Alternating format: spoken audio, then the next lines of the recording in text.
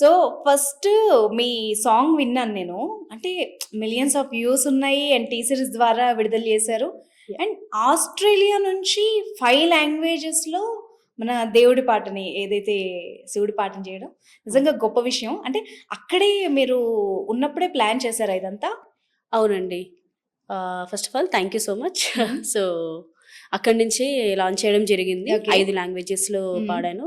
తెలుగు, హిందీ, తమిళ్, కన్నడ, హ్మ్. Malayalam. Okay. So, 5 లాంగ్వేజెస్‌లో అక్కడే recording అంతా అయిపోయింది. ఓకే. ఇండియాకొచ్చి షూట్ హ్మ్. చేశామన్నమాట. ఓహ్! సూపర్.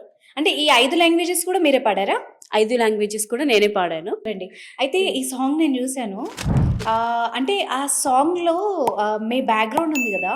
అవును. అది ఎక్కడ ప్లేసు? అది ఇండియాలో త్రివేంద్రం అండి. ఓకే. కేరళలో. ఓకే. సో, అంటే అది రియల్ స్టాచ్యూనా శివుడిది అంత పెద్ద స్టాచ్యూ? శివుడిది రియల్ స్టాచ్యూ అండి. ఓకే.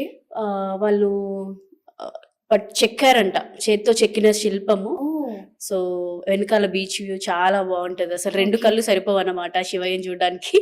చాలా సూపర్. బావుంది ప్లేస్. అదే ఫస్ట్ టైమ్ నాకు ఈ సాంగ్ విన్నప్పుడు గూడా ఇది చాలా అట్రాక్టివ్‌గా అనిపించింది. నాకు తెలిసి చాలా తక్కువ మందికి తెలుసనుకుంటా.